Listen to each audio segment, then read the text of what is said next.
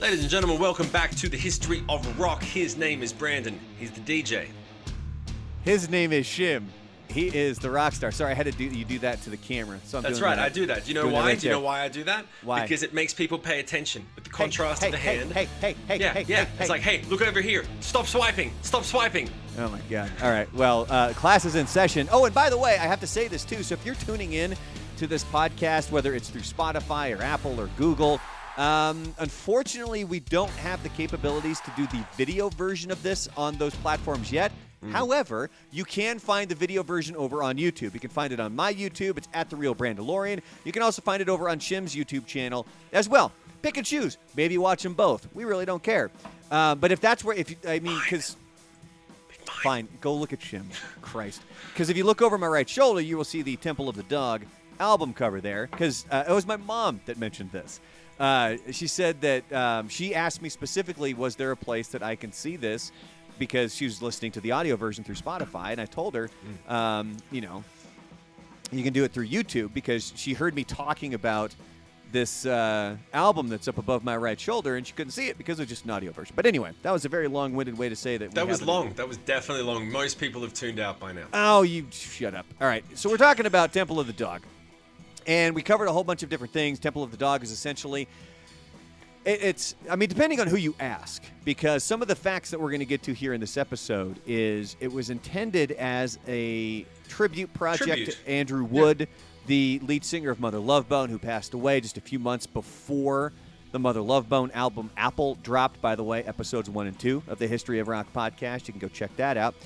And there's some other people who had some different thoughts on that, but we're going to get to that here in just a few minutes. One of the things that we were talking about in the last episode, and Shim brought up the question, is why did Jane's Addiction, it was, I always wonder if I'm saying this one properly, because I don't know if I've ever actually heard one of them say it, but Ritual de lo Habitual was Jane's Addiction album. It was the one that was released back August 21st, 1990, and from a lot of the stuff that I have read, that was the first big alternative album. There was those bands in the mid-'80s, like REM and Dinosaur Jr. and the Pixies, that were big in the 80s as alternative bands, but it was really this album from Jane's Addiction. So Shim was like, why?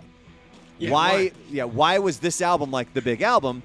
Yeah. And we don't really know at this point.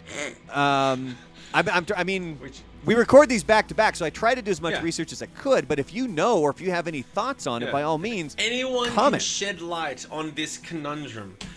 And this is one of the reasons that the History of Rock's going to be an interesting podcast. I don't like half of the things that Brandon likes. Brandon doesn't like half of the things that I like, and neither of us like anything. So we're just old, cranky men at this point. But last episode we found out that I don't like the Red Hot Chili Peppers. I don't like Jane's Addiction. I'm not even all that big of a fan of Kiss, but man, they were great live. Here's the thing. I do want to ask, I'd be very interested in the comment section of this, okay? I think when you go back to the Temple of the Dog and the concept of Temple of the Dog, the reason that the album was so great and so seminal was because it was built as a tribute. It came from the heart. It was not designed to make money. It wasn't designed to capitalize on the fact that you got two of the best singers in rock and roll. They were just like, dude, we just want to... They did it for the right reasons. Everything that I've ever done musically and artistically for the right reasons. Some of it got successful, some of it didn't, but it always makes a really significant impact on the people who listen to it. And you can hear the difference. And I wonder if anyone can put in the comments section so we can bring it up next week, bands or acts that have that much spirit, that have that much heart now, where they can hear it, and the difference is important, okay? It's one thing to write music that's musically beautiful and has a good sentiment if you're writing it from your own pain and experience, right? Off the top of my head, fucking I Prevail has Trauma, which is basically a rehab record. Great record, one of my favorite records of last year, or the year before, whenever it came out. I listened to it a lot last year. But it's not designed to help another person or pay tribute to another person directly. It is clearly, here's some shit that I went through, and some good songs came out of it. Temple of the Dog we're doing it specifically to pay tribute to a specific individual that meant a lot to us, and everyone who loved that individual can share that memory. And the same thing kind of happened for me with the Free Hugs video. I've used that as a reference point a lot of times in my career, because it was made to pay tribute to someone else, to make someone else feel good, and that created something that was much larger than just, here's how I feel in a piece of music.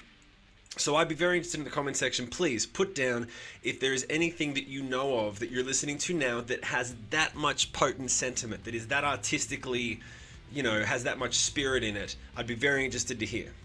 And on that note, too, if anybody has an album that they want us to cover here on the History of Rock, I mean, we started with Mother Love Bone because, again, that was kind of the band that was going to be the first big grunge act. And it's interesting, the more that I listened to that album and the more that I researched it, I think one of the reasons that the record labels were so comfortable with it was the almost hair metal sound to the band. I mean, it was a good merge between the two, so that would have been a great buffer there, going from the acts like a Motley Crue into sort of this grunge movement. When you go back and listen to Mother Love Bone's Apple. Do you think it was conscious? Do you think they were like, we're going to bridge the gap to a new musical genre? Or no, they just were like, it's close enough to hair metal, we'll swing it? No, I think it was it was based on their on their likes and dislikes and what they loved to do with music. Because when you go back and you look at like Jeff Ament back then, you could tell that he wanted the arena tours. And that's where a lot of the bands back in Seattle in the late 80s, early 90s, that's why you have all of these acts that they would be pretty big. Like Green River was really good, and then they broke up, and then it became Mudhoney, and then Mother Love Bone. Unfortunately, Mother Love Bone split up. Well, they didn't split up, but because Andrew Wood passed away, then they essentially became Pearl Jam. But I think it was because... Am I the only one that finds that a bit weird, that it does feel like it's a little bit incestuous? I said this before. Is no one else like... Well, I think it was it was incestuous because... Not incestuous sounds bad, but it does feel like... It's just a bit weird. Is it not weird? But don't you think... Is it? Why? Because it would be these bands would split off, and then it would be breaking off with bands from everybody that they knew? This might be me being just ignorant and ill-experienced, but I've only ever been in one band. And so... Shut the fuck up. Just with the head nod. Just chill. But what? like... Going from band to band, are there... I know that that's some people... It's weird. I know that is some people's journey, and I know that Seattle is a unique experience because it was a bubble. Like we said, it was like you couldn't get out of there and you didn't go through there. So like everyone who was in bands there, they just kind of... If you were in a band and that didn't work out... But it sounds like people were... What it sounds like on paper sometimes is that people were in 3 bands at once waiting to see which one went somewhere. And as soon as one band started to move, they were going to drop the other band. So that lack of commitment bugs the shit out of me, man. I don't know if it was a lack of commitment. I think it had more to do with making sure that you were in a band with people of similar goals. Because you could tell that there were some people who... They wanted to do the arena tours. They wanted to be out there making it big. And then there were other people that were maybe been in some of those bands. That's not necessarily what they wanted. They wanted to be there for the music. They don't mind playing the smaller clubs, and they wanted to keep kind of doing their own thing the way that they had been doing it, and they didn't necessarily want to sign to a major label. Which one do you think Mother Love Bone was? The arena band? Oh, hands down. Absolutely. Hands down. Yeah. That was they were showmen, and that was because the way that Andrew Wood was up on stage. Remember, he went by Landry the Love Child, and it was Landry the Love Master of Ceremony. I mean, there's all different Landry versions of that. And there was even a point where when he was in Malfunction, which was before Mother Love Bone, he would paint his face white. Like straight up, because Kiss was a major oh, that's right. inspiration for him. I was gonna say why, but then Kiss, yeah. So, and you could definitely tell that there were certain members that they had different goals, and I think that's what they were going for. But let's go ahead and dive back into Temple of the Dog here. And again, just a real quick rehash. The album was released April 16th, 1991. The songs that you've probably heard, there's no way you haven't, most likely. On the radio, Hunger Strike, Say Hello to Heaven, my personal favorite on the album, Pushing Forward Back. We'll get to that towards the end here when we start talking about our playlist that we're creating.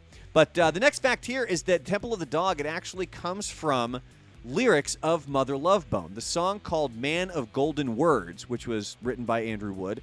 And the lyrics go, I want to show you something, like joy inside my heart. Seems I've been living in the Temple of the Dog. And so that is what they took, and then they made that the band. It is a good name. It's a good name for a band, isn't it? We talked about that in it, mate. We talked about that one of the first 2 episodes where we were talking about band names, and you were talking about how like Foo Fighters is a terrible band name. Yeah. You said even Sick Puppies. You figured, when did you, hold on, I want to go back to that moment because I'm pretty sure some people were wondering this too. When did you think you guys were going to change that name? Because you said you thought Sick Puppies was a silly name, and you always thought you would change it. When did you think you would actually change it? No, it's not that I always thought that we would change it. I just remember thinking at the beginning we will probably change it. That's what I thought, because we had a bunch of names, and I remember that the way that the band name came about. So for anyone that doesn't know, this is how the band name came to be. There's like 3 versions that were on the internet back when people gave a shit. The original way that it came up was I had a big piece of folded paper in my back pocket at all times, and if I ever came up with an idea for a band name, I would write the band name on it, because I was like, it was that period of the band's career we were trying to find a name, and I had all these horrible names.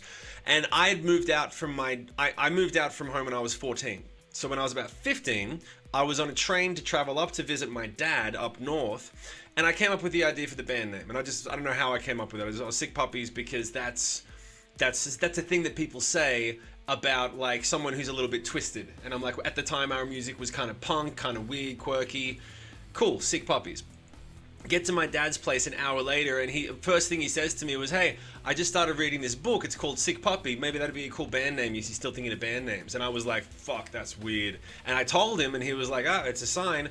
So I went to the band, and I said, this thing happened with my dad. I think it's a sign, and also it's the most memorable thing that I've come up with so far. Like, we had other ones that were trying to be blends of like Soundgarden, Pearl Jam. We had like take 2 words and mush them together and make a band name, and they were just the worst. Like things Sonic Garden. Sonic Garden, and then I had like Sweet Mercury. Sweet Mercury was the one that we went into a band competition with. It was the name of one of the songs on the band's first EP, Dog's Breakfast, right? And we had a song called Sweet Mercury. I don't know why I'd written it, or I don't know what it was, but is it reference to Freddie? It's just it just sounds cool. It sounded cool enough to, at the time we didn't have anything better. So then Sick Puppies came up, and I was just like, people will remember that. If you meet someone, hey, what do you do? I'm in a band. Oh, what's your band called? Sick Puppies. They'll walk away, and later in the day they'll go, oh, do you remember that guy? What band was he in? Oh, Sick Puppies, because they've heard they've heard the words before. You know, like Nirvana. Like, you know what that means. Like, you'll probably, hopefully remember that. So, that was, and I remember thinking, this is like a kiddie name. This is like punk rock. And we're kind of a punk rock band, but we wanted to do things like, I wanted to do things like string sections later on. Smashing Pumpkins and Zeppelin, and we didn't want to just be a 3-piece rock band. You wanted your own Cashmere, is what you wanted. Yeah. I wanted to have the option to not be like that. Like Green Day, for example. I remember them talking about it one time, where they were like, we were always considered a stoner punk band until American Idiot, and after American Idiot we were able to cast those shackles. But it took American Idiot to do it, like one of the greatest records ever made. That's like, it's a big thing. So your band name is important. But by the time we got to the point where I remember when the band had signed, we'd already signed to Capitol. We'd signed to Virgin Records first. We were on Virgin, which was then EMI, which was then bought by Capitol, which was then bought by Universal. We had more record labels than records over the course of our career because the industry was tanking. The industry was tanking so hard that everyone was just eating each other, and we had signed a deal right beforehand, so we just went along for the ride. And they did focus groups at the beginning, where they were like, hey, we got a new band, new record, we're getting ready to start it up. They hadn't released anything yet. And they were like, the number one thing was, especially 100% of women who'd listen to the music, they were like, we like the music, we like those ballads, his voice sounds nice. Oh, there's a girl in the band? Then you tell them the band name. And they're like, oh, I hate it, I don't like the band anymore. So they were really on us. The label seriously suggested, will you change the name? Because we haven't released anything yet. How far down that path did you guys go? What do you mean? How far? Like as the band, did it reach discussions? Did it reach to a point where you had some other possibilities, or were you guys like, no, we're good? No. They came and they asked, would you consider it? And we were like, it's too late. The Free Hugs video had already happened. Oh, The Free because House video I had some options for you. I want to get your feedback on some of these. Let's do it. Let's All right, do it. Okay, so first one is it was my band name in Rock Band, Moist Funk. Oof. You're the one that said moist is the worst word to say on the radio, right? Moist. I said I've been told that by Moist. people. Yes, moist funk. No, It's not gonna. Nah, maybe pass. Maybe. All right. Still, Sick Puppies, not much better. okay. King Dick and the Shades of Glory. Sick Puppies is definitely better than that. Keep going. Rusty Cooter. Rusty Cooter. Yeah. That might be better than Sick Puppies. Okay. Oh, wow, really? Yeah. Rusty Cooter, Yeah. huh? What about Rusty Cooter? Because here's the point: you're gonna remember it, but it's kind of like I don't know, maybe better. Maybe. All right. You ready for my home run here? You ready for this one? Okay, here's the home run. Cloudy Discharge. Nah, that's nah. You know what? Because you know what? the image, because Rusty Cooter, I immediately thought, okay, a rusty thing outside a farm, like maybe it's a tractor. If you didn't, you got to think, oh, a cooter. Okay, cool. But what is it? Cloudy discharge? There's no. Cloudy That's everyone knows exactly what that is, and there's So do no you know- other image. Do you know where all of those names came from? You were telling me the story about how you kept that piece of paper in your back pocket. And Yeah. I wish I had it this time. It's when my buddies and I were driving in South Florida, torrential downpours, and we were just randomly coming up with different band names, I think you told me jokingly. this. And we were just Yeah. doing it jokingly. And there's at least another 5 to 10 that I forget. Those are the only one. Those are the ones I remember. So Rusty Cooter and the Bubblegum Boys. I love it. All right, we gotta get back to Temple of the Dog here. You want to take Jesus. this? Take the next fact right here. Go to number 3. Which one? Which one are we up to? Hold on a second. All right. Eddie Vedder was in town to audition with Amit, Gossard, and McCready for their new band. I think you mean for their new band. And the band was called Mookie Blaylock. Now, that's a band name. Mookie Blaylock. But do you know what Mookie Blaylock is? No, I don't know. He was an NBA player. Nah, it's the greatest band name, Mookie Blaylock. If you could make, Pearl Jam's a great fucking band name. Yeah. If you could make Mookie Blaylock as big as the name Pearl Jam, it's almost as much of a feat as Smashing Pumpkins. Smashing Pumpkins to become Smashing Pumpkins, Mookie Blaylock. Even say Mookie Blaylock, you can't pronounce it. Mookie. It's hard to say. No, you can't pronounce it. Mookie Blaylock. He Vedder- was a player in the NBA. No one cares anymore. Vedder was at one of the recording sessions when the band was recording Hunger Strike. Vedder jumped on the mic and filled the empty spots Cornell was struggling with. Oh, yeah. Cornell said he sang half of that song not even knowing that I'd wanted the part to be there. And he sang it exactly the way I was thinking about it, doing it instinctively. That's dope. And Yeah. that's a great chemistry in music. And to have that much great chemistry with two of the most amazing rock and roll singers of that period and in history. Imagine being in the room when that shit happened. So we're going to get, obviously, more into the Mookie Blaylock stuff next episode, as a matter of fact, because the next episode of the History of Rock, we're going to dive into Pearl Jam's 10. That's right. And that's going to be a big one. So they did start out as Mookie Blaylock. He was a player in the NBA. And I guess as they were filming, as they were recording the Temple of the Dog album, Cornell just could not hit these certain notes. He knew what he wanted to do. He just, for some strange reason, it wasn't vibing with him, and he couldn't do it. And I guess Vedder, like Cornell had said in that quote you just read, he jumped right on the mic and just fired away, and the rest was history. And that's how we essentially got, I believe, on Hunger Strike is what they were doing. Yeah, that makes sense. Where the hell are you going? Sorry. No, I'm just going over here. I just had to close the door because the kids are about to come in. Well, you actually know what you need. Sorry, you know I what you need to do apologize right for now. anyone who sees me checking my phone. I'm basically saying, like, yeah, I'm in the middle of doing this thing. I'll come out when we're finished. Okay, So, here's what you need to do.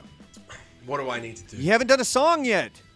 Oh, you're right. Well, which Yeah, one we are we doing? totally didn't do one in episode 2. I need you to come riff something about Mookie Blaylock. Come on. We're going to riff something. Hold on a second. I got 2 picks in here. Mookie Blaylock, they probably would rock if they'd ever been a band. They never did get far because they changed their name to motherfucking Pearl Jam! Oh, that's brilliant. That's absolutely brilliant. That's what we're hoping for.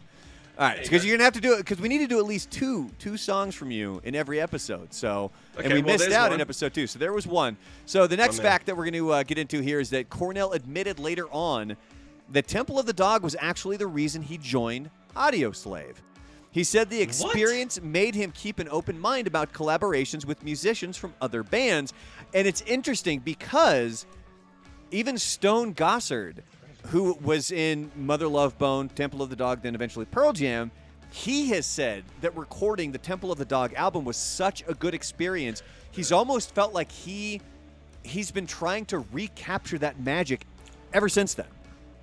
Yeah, that feeling is very common when you get to have. It's really tough. It's like a drug. It really is like a drug. When you create something and you get to experience that moment of true creation, especially if it's collaborative, and then you're just like, oh my god, and then especially if you have something to show for it, if you have a record where you can go, I remember when we did that, you remember when we did that, and then you go and you try to do it again and you can't. It's like the first hit of heroin and you're always trying to get back to the first hit. And yeah, but isn't it amazing that if you say, okay, cool, Temple of the Dog, you call it what it was, you say whatever you want, but so much music may not have come to be if it wasn't for that experience for all the people that were in that situation. Yeah. That's amazing to me. Like, not having Audioslave would be like, could you imagine not having the first Audioslave record? God, Fuck. and it reminds me too, like there's somebody who had asked if there was one rock star that you could bring back, who would it be? And you go through this whole laundry list of rock stars, and Kurt Cobain's name comes up. And the argument was, well, if we had Kurt Cobain still around, would we have the Foo Fighters? You're absolutely right. And so what do you? Wouldn't. Yeah, we wouldn't have the Foo Fighters the same way. We might still have the Foo Fighters, but it you don't wouldn't think be Dave the same Grohl would band. have still been able to do it the same way? You don't think so? No, it's just that he wouldn't have. You got to keep in mind when Foo Fighters was formed, he's gone on record countless times as saying that it was him getting his ass up, getting himself out of a funk, because he had these songs, and Kurt had passed, and he basically sat on the couch for 9 months, bumming around, being bummed, and not doing anything until finally he just switched over one day, and he was like, I'm gonna get in the studio for a week, and I'm just gonna make something. And that week wouldn't have happened that way if it hadn't been for that tragedy. He would have still recorded the songs, and they would have been what they became, but they wouldn't have been the same thing. And truth be told, if he had Nirvana to go back to and the band had survived longer, Foo Fighters would have been a side project instead of a project. I was just thinking of something that we could put out there on social media, some sort of a poll where we only give 4 options, and if you could bring one back, who would it be? It's perfect. And it would be Freddie Mercury, Chris Cornell, Chester Bennington, and then who would be your 4th? Or wouldn't it be Kurt? Do you want to put Kurt Cobain in there? I mean, if you don't put in Kurt, you're a bit of a dick. I mean, seriously. I mean, Kurt's Kurt. Like, Kurt's Kurt. Do you remember where you shut were up. when you found out when he died? I didn't find out until later, dude. I remember. Here's the thing. People. Oh my forget God, this were you about- that guy that like 3 years later, like, Nirvana's great, I can't wait to see him live? Oh, that's No, right. I You were the didn't one that say didn't know who the that. Foo Fighters were. Yeah, that I probably would have been that guy. No, I just Probably. I didn't get into Nirvana until after he passed away. I came in a year after he passed away, which was why I didn't realize, or I think that I really started to get deep into music in '95. Like, basically a year after Silverchair had made their first record. So, because Silverchair was the band that got me into it. But no, I didn't. I started listening to Nirvana, and Nirvana was just another band in the list of Soundgarden, Pearl Jam, Live, Red Hot Chili Peppers. They weren't the band that started it for me. It wasn't until I started going back and realized, oh, they were the ones that got the biggest, the quickest, and the whole thing. So, yeah, I didn't. Do you remember where you were I when do. Kurt Cobain died? Absolutely. Where were you? I was at on the campus of Oregon State University, and we were down in a pool hall planning for our presentation the next day. I was doing a thing called Odyssey of the Mind, and it was for the Brainiac kids, and it was That panned out well. and it was for we had all these different tasks that needed to be done, and we needed to build cars that could essentially go through an obstacle course and pop a balloon at the end. And it's nerdy stuff. But anyway, so I remember we're in this pool hall, and I remember here's the weird thing. I could be completely misremembering this as well. And I remember, but here's what I remember is I remember being in the pool hall while we're going over this stuff, and they had TVs kind of smattered throughout, and then we heard the MTV news. Like I was talking about Kurt Loder in the last episode. Yeah. And it would start with the where it was like the typewriter coming in. It was MTV News, and it was Kurt Loder announcing that Kurt Cobain had passed away. And I remember everybody. And there were kids in this group with me that weren't even necessarily big Nirvana fans, but he was such an icon at that time where everybody's kind of looked up. And the whole room got completely silent while Kurt Loder read this news about Kurt Cobain passing away, because they had the picture of Cobain with his birth year and then, the death year right there. I mean, and I could be completely misremembering it. I don't know. Nah, you usually remember stuff like that. I remember, this is sidebar for 10 seconds, when 9/11 happened, I remember being on the couch at 12 or 1 o'clock in the morning at a friend's place. Everyone else was asleep, and I was watching We Were Warriors, which is the Muhammad Ali documentary. And it was the beginning of the third act of the film where you're about to see him win the fight. And then they cut in and they said, Trade Center has been hit. And I just remember thinking, when are they going to go back to the movie? I was just going to ask that. I was just going to ask, were you like, oh my God, I want to find out what happens? Yeah, it was really... I remember thinking, okay, I've got the information. I was young, so I didn't understand the importance of it. I didn't understand the severity. But I just remember thinking, okay, it's happened. And then they just kept showing the same clip and then footage of the building. And after like half an hour, I was like, did I get to go back to the movie?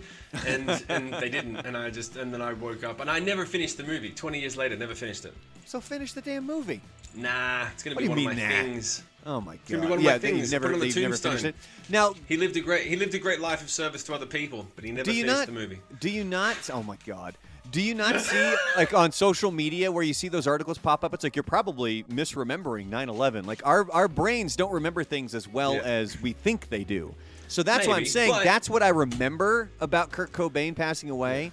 But I could be completely off. But then again, we'll get to Nevermind and In Utero and all those other albums here coming up. Do you want to take this next one? Because it's kind of lengthy. It was going to be the project caused some animosity. Is this the one we're talking about? Yeah, because Jim knows all about animosity. The Temple of the Dog. He's a big fan of the Seven Dust album. I am actually. We'll get to Seven Dust. Seven Dust. That's going to be a great deep dive, dude. The project caused animosity. I love that album, by the way. Yeah.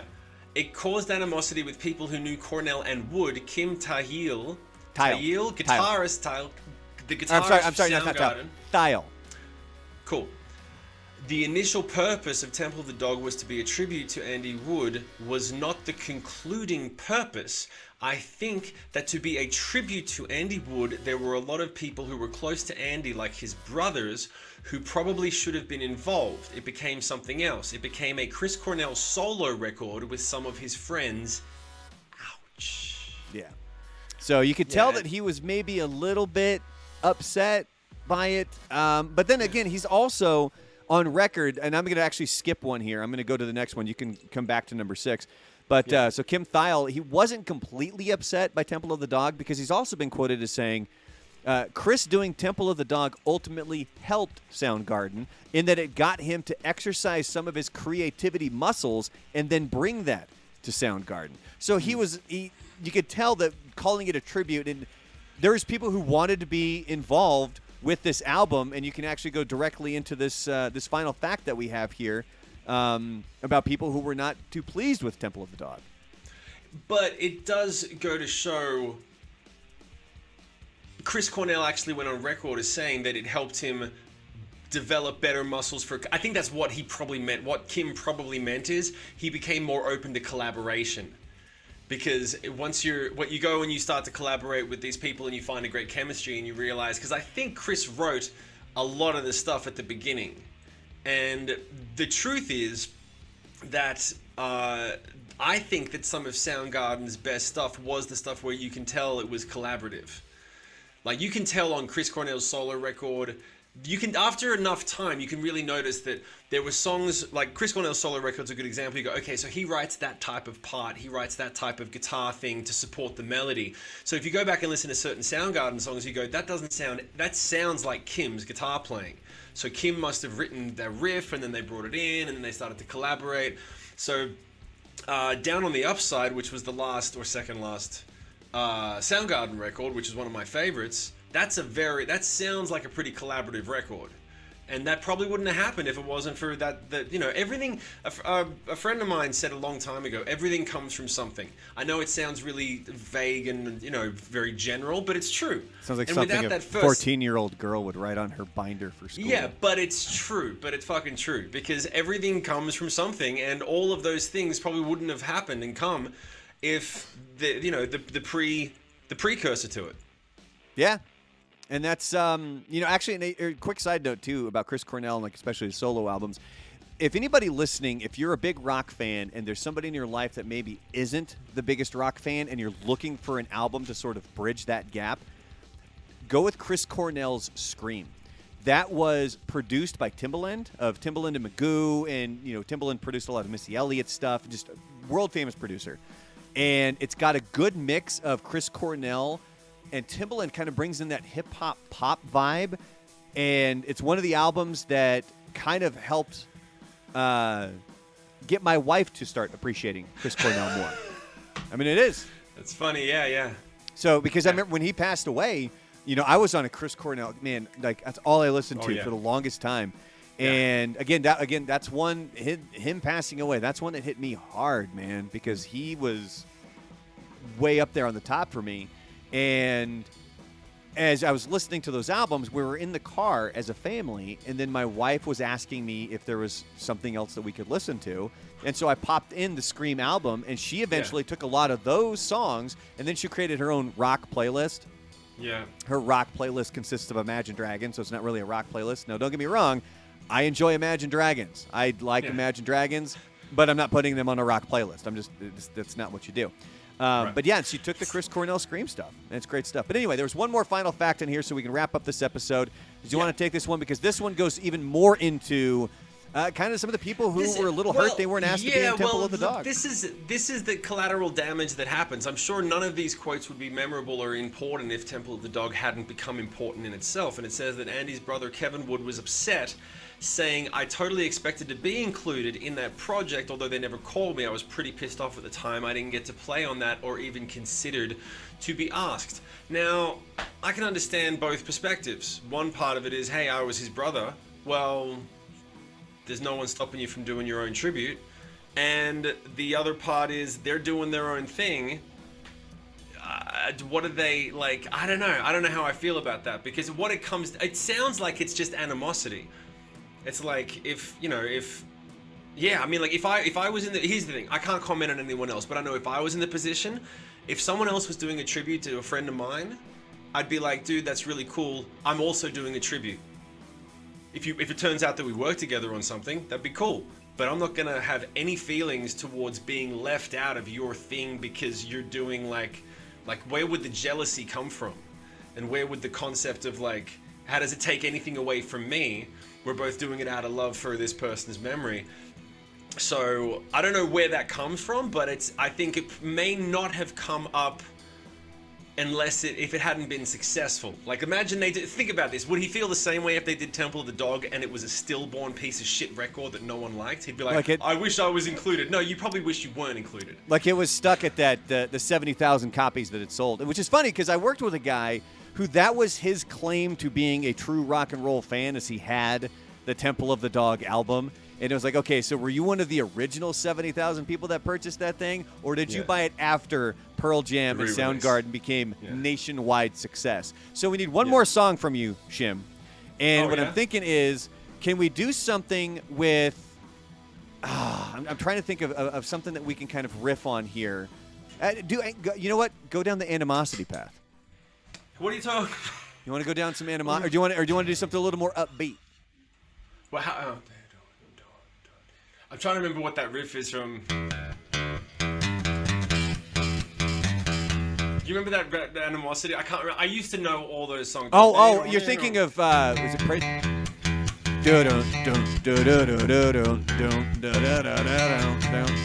That's such a great thing. Yeah. No, I'm trying to think of what. I see. I don't want to say anything about Animosity, but Look, we don't need. It doesn't even have to be about Temple of the Dog. Talk about how great the Seven Dust album is. No, but I can just imagine if you had the. You patterned your singing voice after Lejean, did you not? Like, there's a little bit of Lejean in your singing voice. I tried. I got up on stage with him one time to sing, and it just was a disaster to sing along. I was like, I tried. So so that's what you're singing about right now. I wish I was good, but I'm just not as good as the man who wrote the original song. I wish I was good, but I got up on stage and fell flat on my face, and everyone said, "Get back off the stage." Oh, that's beautiful. That's exactly what I was hoping for. They're not all going to be winners, guys. They're not all going to be winners, okay? Literally, he's just throwing at me like, hey, you just mentioned Seven Dust. Write something random about that one time. Yeah. But Seven Dust, that was one of my favorite moments. Like, LJ, Brandon Boyd, and the singer from Silverchair were the three go-to singers. And when I met LJ and he told me that he liked my music, I was like, it was the coolest thing ever. Hanging out backstage with those guys and just hanging. The first and last time I ever tried that tobacco that you put. Oh, you chewing dipped? Tobacco. You dipped? Yeah, I dipped. First and last, never again. I only did it because I think all the cool kids were doing Morgan and the bass player of the band, whose name eludes me. I'm sorry, I forgot. But they were doing it, and I was like, yeah, of course, man. I'll dip with Seven Dust. Were you able to really get it in there? Because I did it exactly how you're supposed to. The first time, violently ill. Sick. The first time I ever dipped was we were out of town in a hotel for a baseball tournament for the freshman baseball team. And the guys that I was rooming with, they had dip. So they were like, you want to try some? And I was like, yeah, sure. Because I don't think they were expecting me to say yeah. They were like, oh, Brandon, he's kind of a goody-goody. He's not going to do this. I was like, yeah, sure, I'll try it. So I grab the pinch, and I go to throw it in there. And as I'm doing it, the whole thing broke up. And if you've ever had chewing tobacco not packed loose in your mouth, it is one of the worst things. And it was the first time. It's burning. It was it was awful. It was awful. But that's a perfect way to wrap up this episode of the History of Rock. So, as we said, please, in the comments section, let us know if you have any artists that you're listening to that come with the same sentiment that Temple of the Dog was, which is to pay tribute to someone that meant a lot to them, that has that spirit, not just the thing of, hey, I went through a tough time, but I'm doing this to pay tribute to someone that meant a lot to me, and it's an extension of themselves, not just to say, hey, here's a reflection of themselves.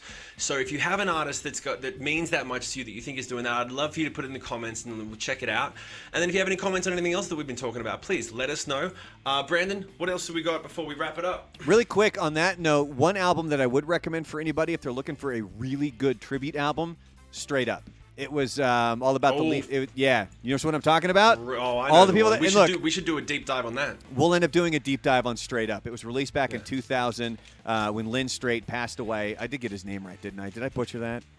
No, it was Lynn. It was Lynn, right? Okay, and it was. I mean, if you look at just all of the people that are on this, I got it right here. You got Serge Tankian, Jonathan Davis, Max Cavalera from Soulfly, Brandon Boyd, Ozzy Osbourne. You had your boys from Seven Dust who did Angel Sun.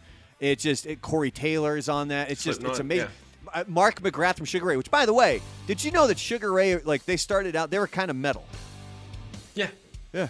I don't think a lot of people know that. I think most people know, like, Sugar Ray was a new metal band. They were a new metal band before their one massive hit, which was the gaggy throwaway. But anyway, we'll do that deep dive at another time as well. We want to keep it tight for everyone. That's what she said. So, that being said, as we're super loose, thank you very much. Hit the like and subscribe. Comment all your questions and comments in there, and we will see you next week. Until next week, his name is Brandon. He's the DJ. His name is Shim. He is the rock star. Class is dismissed.